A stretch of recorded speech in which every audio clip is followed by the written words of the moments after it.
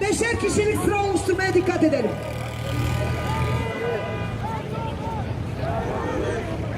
Dans l'impasse complète, Erdogan bombarde les hôpitaux, les habitations, les civils, des enfants, des femmes sont morts. Vous allez rester combien de temps silencieux face à ce dictateur Erdogan, face à ce despote, face à ce terroriste Erdogan? Jusqu'à où vous allez garder le silence? Jusqu'à quand vous allez vendre votre femme? Jusqu'à quand vous allez perdre votre confiance? Les Kurdes ne vous demandent pas, comme à l'époque de Daesh, d'aller combattre à leur place. Ils sont suffisamment déterminés pour combattre.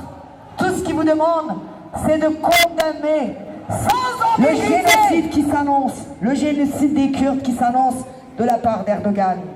Et arrêtez de jouer à un double jeu en disant qu'Erdogan sécurise ses frontières. Erdogan ne fait que réimplanter les barbares de Daesh. Berivan Azul, bonjour. Bonjour, là, on vient de clôturer la manifestation rassemblement en solidarité avec le combat des Kurdes à Efellin.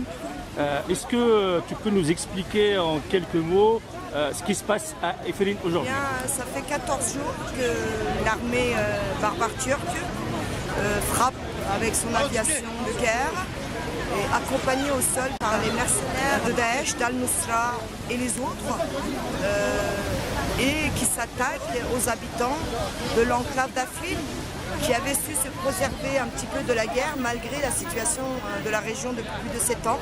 Selon les chiffres qui nous sont parvenus d'Afrin, il y a plus de 165 civils de massacrés, de nombreux enfants.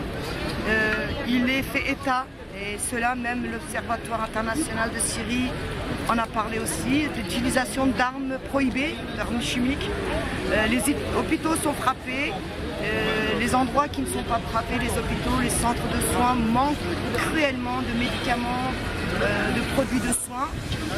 Et malgré 14 jours d'attaques incessantes de l'armée turque, qui est soi-disant la deuxième force de l'OTAN, eh bien les Kurdes résistent face à ce barbare de Daesh, parce qu'on dit que Erdogan est le leader de Daesh, et les Kurdes vont continuer à résister parce que c'est la meilleure chose que nous savons faire. C'est résister et vivre dans la dignité, ou résister et mourir. Donc comme nous voulons vivre dans la dignité, comme ceux d'Afrin veulent vivre dans la dignité, ils continuent à résister. Et là, nous faisons un appel au peuple, aux démocrates socialistes, à tous ceux qui hier étaient à nos côtés pour soutenir la bataille de Kobané, d'être à nos côtés pour soutenir la bataille d'Afrin, car le monde entier, les politiques du monde entier, qui hier clamaient haut et fort que les combattants kurdes étaient des vaillants combattants, des nouveaux Amazones, ont vu une fois que Daesh a été affaibli, pensent qu'ils n'ont plus besoin des Kurdes, donc ils légitiment les attaques de l'État turc en disant la Turquie sécurise ses frontières. Il ne s'agit nullement de sécuriser les frontières puisque Afrin n'était pas un danger pour Erdogan. Il s'agit d'une opération d'invasion, une opération d'occupation d'Erdogan qui ne tolère en aucun cas une entité kurde où que ce soit dans le monde. Comme l'a dit le représentant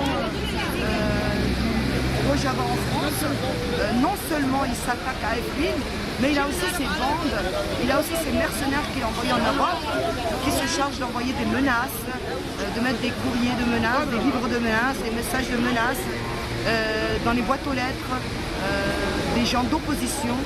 Et donc c'est une guerre qui est non seulement une barbarie, une tentative de génocide qui est non seulement menée sur Afrin, et que tout le monde le voit et se tait, mais de plus, Erdogan exporte sa haine des Kurdes jusqu'en Europe, sur le territoire occidentaux, et ça, on ne peut pas le laisser faire. Il faut le dénoncer, il faut le rappeler encore une fois, que dès les premiers jours, alors que le monde entier combattait ou appelait à combattre contre Daesh, Erdogan, la Turquie, a soutenu, a envoyé des centaines de poids lourds d'armes, de munitions aux barbares de Daesh. Il les a soignés dans la ville de Kilis, de Gaziantep, qui sont les villes frontières à la Syrie. Donc Erdogan est le chef de Daesh et aujourd'hui il donne un nouveau souffle à Daesh en s'attaquant à Afrin et nous appelons encore une fois la conscience des États qui ont des intérêts, nous le savons, mais ils ont aussi une conscience. Mais pourquoi justement ces États, pourquoi ils soutiennent aujourd'hui ou ils se taisent devant la barbarie d'Erdogan? On a l'impression qu'ils sont tous tétanisés devant Erdogan qui joue à un nouveau chef ottoman et qui soi-disant contient quelques millions de réfugiés en Turquie dont l'Europe, l'Occident ne veut pas en entendre parler et la Turquie le contiendrait là-bas et Erdogan menace continuellement d'ouvrir les portes et de laisser ces réfugiés venir en Europe. Mais une chose que l'Europe, l'Occident ne voit pas, c'est qu'avec l'attaque sur Afrin, des milliers, des millions d'autres réfugiés vont devoir fuir la région et ceux-là qui ont été attaqués par Erdogan ne vont sûrement pas rester en Turquie. Donc ça ouvre la porte à un nouveau problème de réfugiés et que l'Europe doit un jour ou l'autre prendre ses responsabilités. Car l'histoire des réfugiés, pourquoi il y a des réfugiés? Pourquoi ces gens-là fuient? Parce qu'il y a la guerre.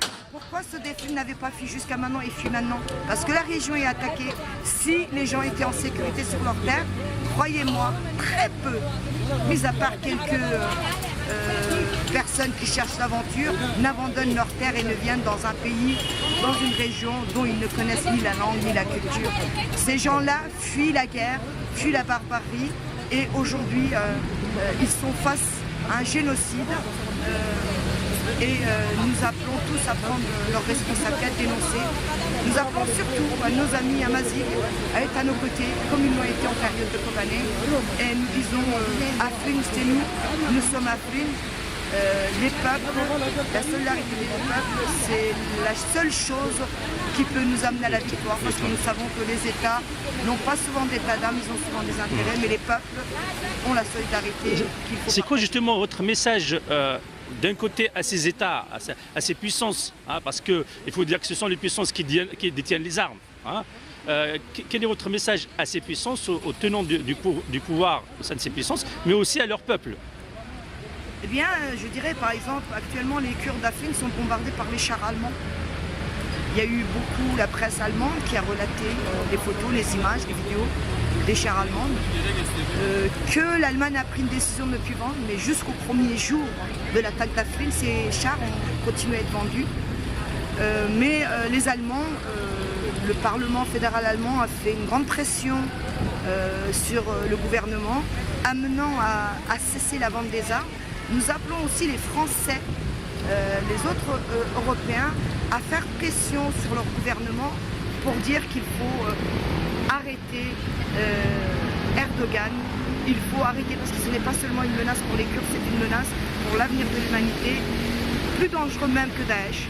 C'est ce message-là que nous voulons faire passer. Est-ce que vous avez un message particulier à ce jeune président français qui prétend révolutionner la politique, changer plein de choses? Le message que j'aurais à lui donner, c'est d'avoir le courage de dénoncer ouvertement la politique sanguinaire, invasionniste, génocidaire d'Erdogan. Un homme politique est un grand homme d'État quand il a le courage de ses actes et de ses gestes. Je suis dans l'espoir de croire que notre président est jeune, mais qu'il va trouver les mots et les gestes et les positions justes et l'action surtout pour dire stop à cette invasion. Merci beaucoup, bravo pour tout ce que vous faites et soyez assurés de la solidarité et du soutien des Amazirs. Merci beaucoup.